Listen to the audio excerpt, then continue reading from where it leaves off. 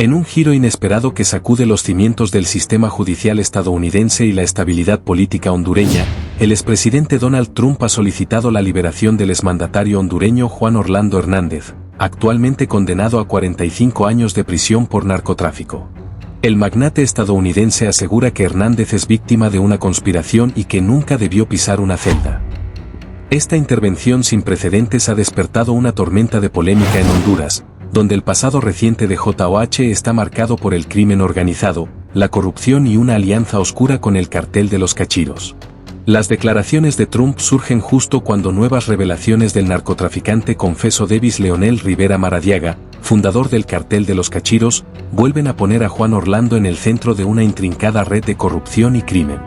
En una audiencia en una corte federal de Estados Unidos, Rivera fue categórico: "No estaba en mi pensamiento eliminar a mi socio", refiriéndose al expresidente Hernández, al explicar por qué se negó a colaborar en un plan para asesinarlo, ideado por los hermanos Arnulfo y Luis Valle Valle, jefes del cartel rival. Quizás en esta semana o quizás este mismo día se estaría presentando una solicitud de perdón al presidente Donald Trump por parte del presidente Juan Orlando Hernández, que cumple cadena perpetua en los Estados Unidos.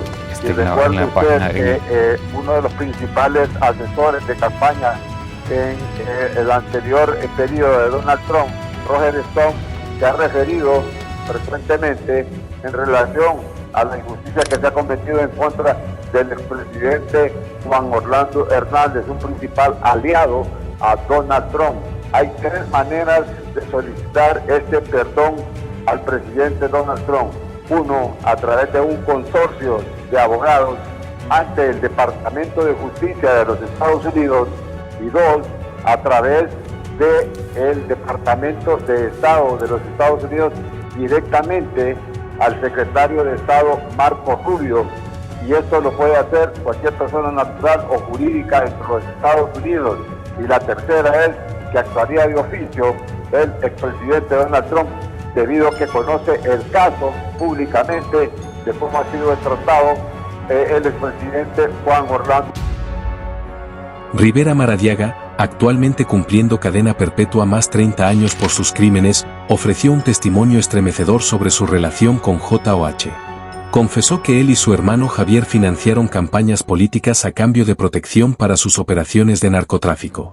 "Ayudé a Juan Orlando con dinero para que llegara al poder, él me protegía a mí y yo a él", declaró ante la Fiscalía estadounidense, desnudando la entraña de la narcopolítica en Honduras.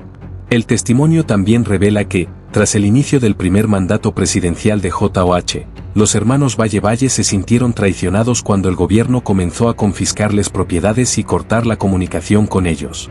En represalia, comenzaron a planear el asesinato de Juan Orlando y su hermano Tony Hernández. Rivera Maradiaga fue contactado por los Valle para sumarse al plan, pero se negó.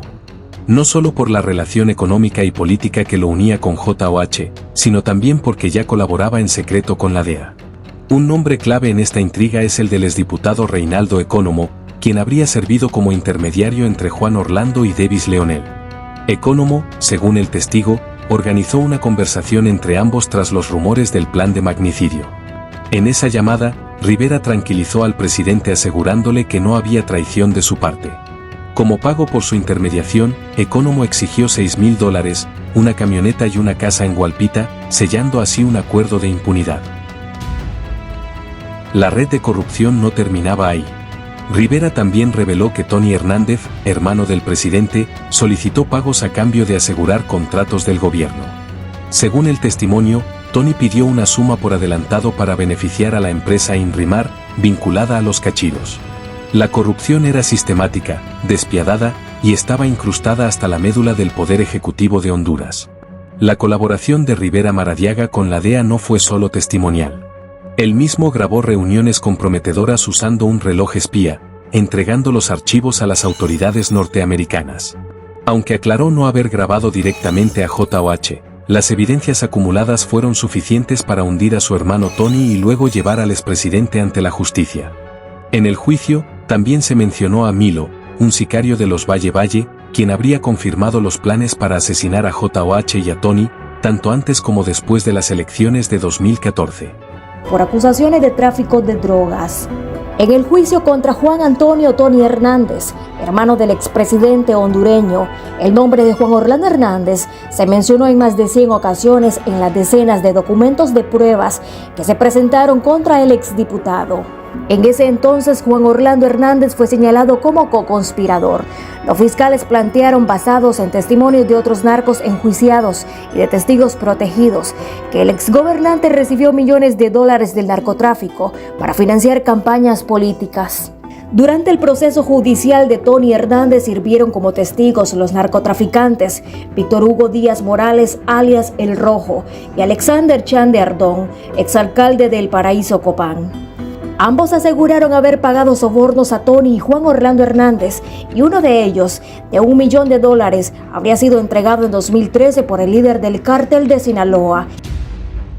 Las pugnas entre narcos y políticos corruptos por el control del país llegaron a niveles tan extremos que hasta los presidentes estaban en la mira de sus propios antiguos aliados. Mientras tanto, en Honduras, el anuncio de Trump ha desatado una ola de reacciones encontradas. Algunos sectores del oficialismo ven la posible liberación de JOH como un acto de impunidad internacional, mientras otros simpatizantes del Partido Nacional lo celebran como una oportunidad para hacer justicia. El país, ya polarizado por la herencia de corrupción y narcotráfico de Hernández, enfrenta una nueva crisis institucional.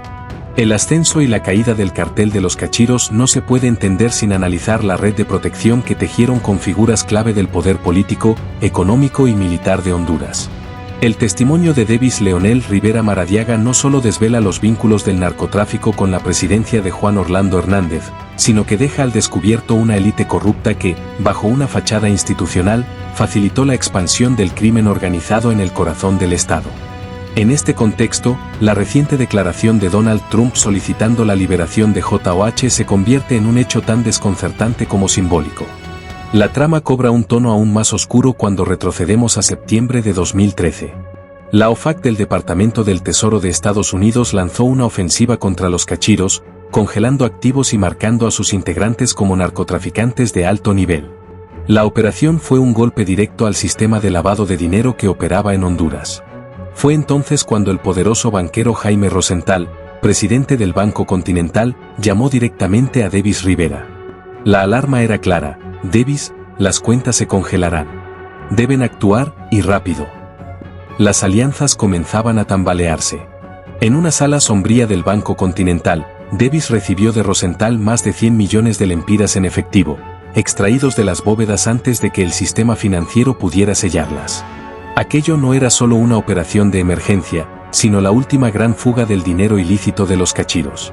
Ese dinero fue escondido como un tesoro maldito en algún punto de Honduras, y hasta hoy su paradero permanece en la oscuridad. Este episodio muestra el nivel de complicidad del sistema bancario nacional en la maquinaria criminal de los Maradiaga. A partir de entonces, Davis entró en modo supervivencia. El contacto con Fabio Lobo, hijo del entonces presidente Porfirio Lobo, fue clave para intentar frenar las incautaciones del Estado. La reunión en el Hotel Plaza San Martín fue un desfile de codicia. Óscar Nájera, diputado, y Humberto Palacios Moya, jefe de la Oficina de Bienes Incautados, se sumaron al esquema a cambio de sobornos. Una lista confidencial con las propiedades de los Cachiros por confiscar fue vendida por $7,000.